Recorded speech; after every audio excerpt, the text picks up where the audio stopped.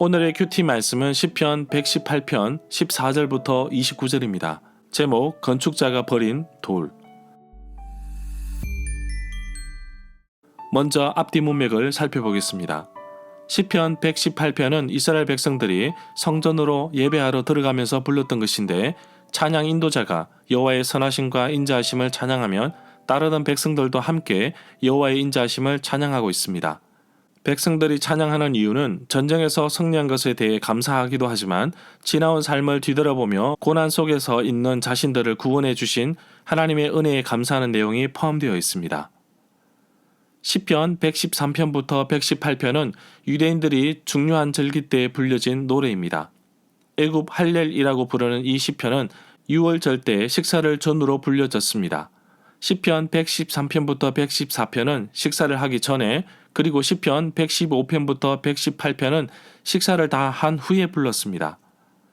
성전으로 올라가면서 부른 이 시편의 찬양의 내용을 보면 이스라엘 백성들이 건축자가 버린 돌처럼 그동안 버림을 받았고 고통 속에 있었으나 이제는 머릿돌처럼 아름답게 사용하고 계시다는 것을 말씀하고 있습니다. 성전으로 행진하면서 부르는 찬양과 성전 안에서 드리는 찬양으로 이루어진 시편 118편 후반부는 희생 제물을 가지고 하나님께 감사와 찬양을 드리는 것으로 맞춰집니다. 문단을 나눠보겠습니다. 14절부터 19절은 성전으로 향하면서 부르는 찬양, 20절부터 29절은 성전 안에서 드려지는 찬양. 14절에 보면 여호와는 나의 힘이시요 나의 노래가 되십니다. 여호와는 나를 구원해 주시는 분이십니다. 이 구절은 출애굽기 15장에 나오는 성전가의 일부분을 인용한 것으로 보입니다. 출애굽기 15장 2절에 보면 홍해를 건너고 나서 부른 노래 가운데 여호와는 나의 힘이요 노래시며 나의 구원이시로다. 그는 나의 하나님이시며 내가 그를 찬송할 것이요 내 아버지의 하나님이시니 내가 그를 높이리로다. 15절에 보면 어인들의 장막에서는 기쁨과 환호의 소리, 승리 외침들이 울려 퍼집니다. 여호와의 오른손이 위대한 일을 행하셨습니다. 이 구절도 출애굽기 15장 6절의 옛 성전가의 일부분을 인용한 것으로 보입니다. 여호와여 주의 오른손이 권능으로 영광을 나타내시니이다. 여호와여 주의 오른손이 원수를 부수시니이다.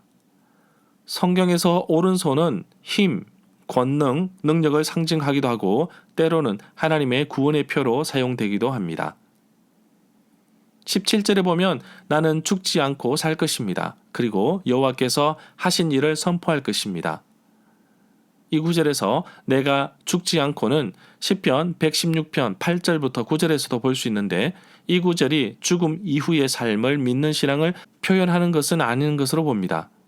이 구절이 말하고자 하는 것은 시인이 이 세상살이에서 겪는 특별한 위험으로부터 살아날 것을 확신하고 있다는 것입니다. 18절에 보면 여호와께서는 나를 심하게 엄히 벌하셨으나 그럼에도 나를 죽음에 이르게 하지는 않으셨습니다. 19절에 보면 성전에 들어가기 위해 입구에서 문을 지키는 자들에게 요청을 합니다. 성전에 들어가게 해달라고 합니다. 그 조건을 20절에서 말씀하고 있습니다. 20절에 보면 성전 입구에서 문지기에게 성전에 들어갈 수 있도록 요청하였지만 들어갈 수 있는 조건을 말씀하고 있습니다. 20절에서 그 전제 조건은 곧 언약의 규정들을 준수하는 자인데 의로운 자로 표현하고 있습니다. 예루살렘에서 의의 문은 알려지지 않다고 합니다. 의의 문이라는 문은 의인들을 위한 문이라는 뜻으로 이해할 수도 있다고 합니다.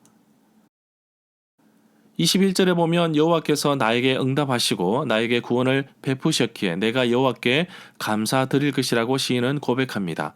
이러한 표현이 시편 116편 1절에도 나옵니다. 여호와께서 내 음성과 내 간구를 들으심으로 내가 그를 사랑하는도다.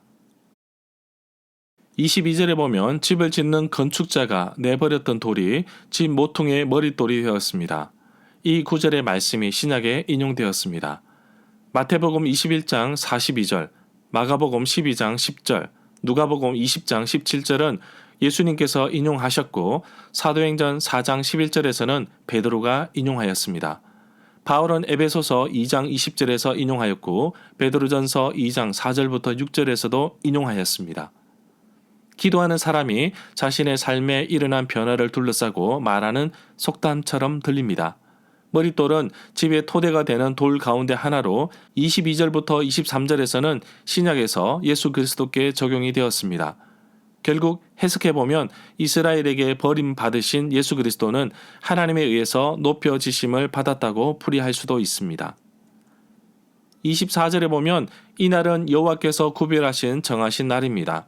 이 날에 우리 모두 기뻐하고 즐거워합시다. 정하신 날은 지으신 날입니다. 주의 승리의 날입니다. 백성들은 예배의식과 축하 행사를 통해서 하나님께서 과거에 이스라엘을 위하여 이루신 승리들을 다시 체험하였습니다. 26절에 보면 여호와의 이름으로 오는 자는 복 있는 사람입니다. 여호와의 집에서 우리가 그들을 축복합니다. 이 구절은 예수님께서 예루살렘 성으로 들어오실 때에 백성들이 종려나무 가지를 들고 외쳤던 말입니다. 마태복음 21장 9절에서 앞에서 가고 뒤에서 따르는 무리가 소리 높여 이르되 호산나 다윗의 자손이여 찬송하리로다. 주의 이름으로 오시는 이여 가장 높은 곳에서 호산나 하더라. 27절에 보면 여호와는 하나님이십니다. 하나님은 자신의 빛을 우리에게 환하게 비춰주셨습니다. 손으로 큰 나뭇가지를 들고 축제의 행렬에 참여하십시오. 제단의 뿔에 이르기까지 행렬에 참여하십시오. 이 구절 27절은 제사장이 축제에 참여한 자들에게 한 말인 듯 보입니다. 밧줄로 절기 제물을 제단 뿔에 매는 관례가 있다는 증거는 없다고 합니다. 그래서 다른 해석들이 나오는데 제단의 뿔에 이르기까지 손에 나뭇가지를 들고 축제의 행렬, 축제의 춤에 합세하라는 해석도 합니다. 절마다 상세한 설명과 구절 해석, 핵심 내용과 중심 줄거리는 네이버 블로그에 올려져 있습니다. 내게 주시는 교훈입니다. 하나님은 나의 힘이시고 나의 노래이십니다.